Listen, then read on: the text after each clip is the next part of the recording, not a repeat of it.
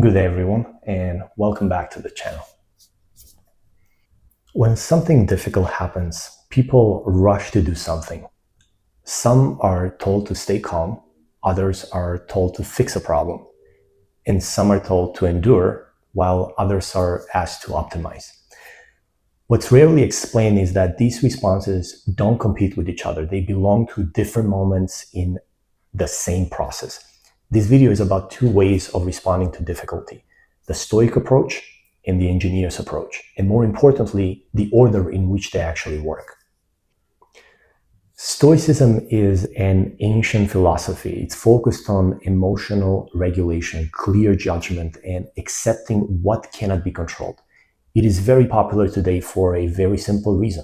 Modern life is loud, it's uncertain, reactive. People want steadiness. Engineering, on the other hand, it's about understanding systems and changing how they behave. They ask different questions.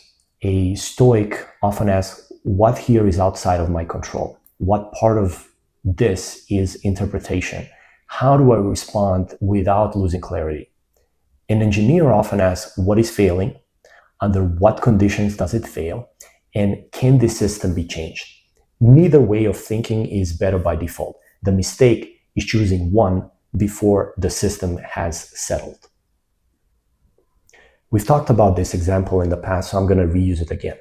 In 1940s, the Tacoma Narrows Bridge collapsed. Not because it was weak, not because engineers were careless. The bridge could hold the weight. The problem was movement. Wind caused oscillations, back and forth motions, and the bridge had very little ability to absorb that energy. At the time, engineers were still learning how flexible structures interact with airflow. And this failure revealed something pretty important. It wasn't a strength problem, it was a stability problem. Had this been understood prior, engineers could have added damping or altered the aerodynamic behavior and therefore prevented the collapse. After the failure, that's exactly what happened. Structures were redesigned and damping became a part of that solution. What I'm driving at here is a key lesson, and that is stabilize first, redesign later. So what does damping mean in plain language? Damping doesn't stop the wind. What it does, it reduces how violently the structure reacts to it. Stoicism works the same way. It doesn't change reality, it doesn't deny difficulty. It reduces wasted energy reacting to what cannot be changed. So when resistance costs more than it gives back, Stoicism lowers that noise so the system doesn't tear itself apart. Here is the part that's usually missing. In difficult situations, Stoicism comes first. Engineering comes second. And the reason is simple. When trouble hits, emotional spikes, thinking narrows, reactions speed up, the system becomes unstable, and trying to fix things in this state usually makes them worse.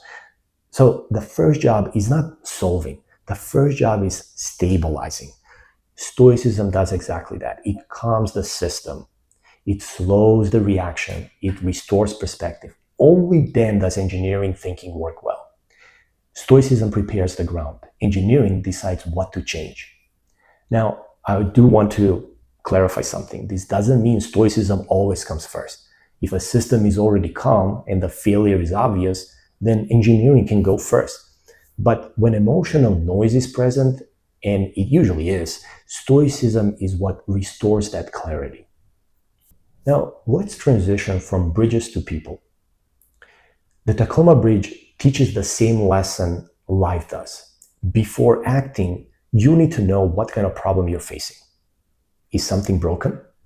Or is the system reacting strongly to forces it cannot control?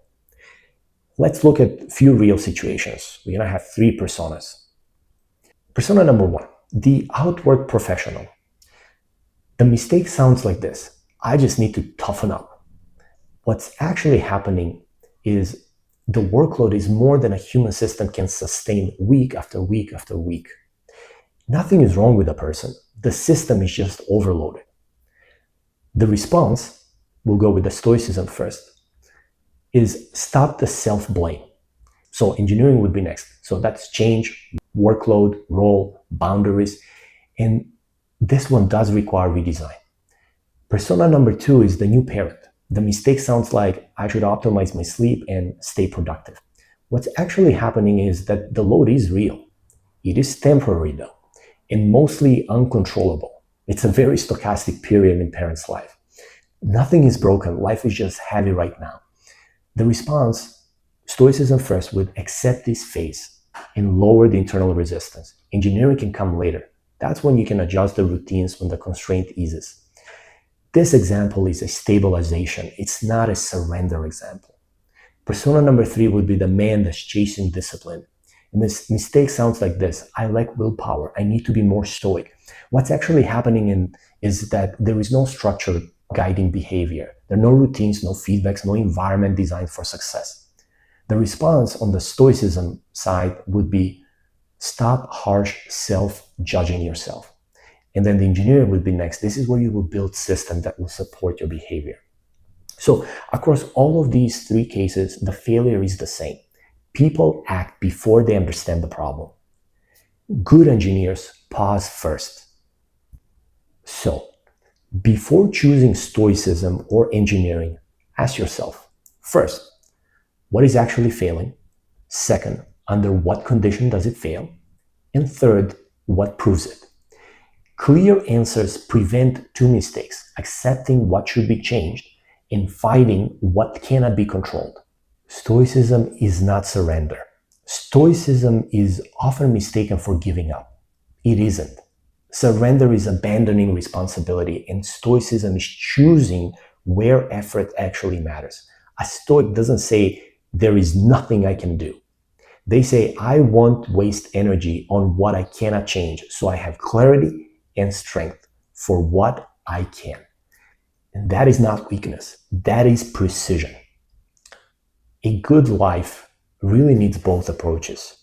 Engineering gives you hope because many things can be improved. Stoicism gives you peace because not everything needs fixing right now. Engineering builds the future. Stoicism steadies the present. Together, they let you act without panic, accept without resignation, and change without ego. Difficult situations don't ask who you are. They ask what the system requires. Sometimes the answer is change, and sometimes the answer is steadiness. The skill, though, is knowing the sequence. Stabilize first, and then decide. Thank you again for your attention. And until next time, have a great day.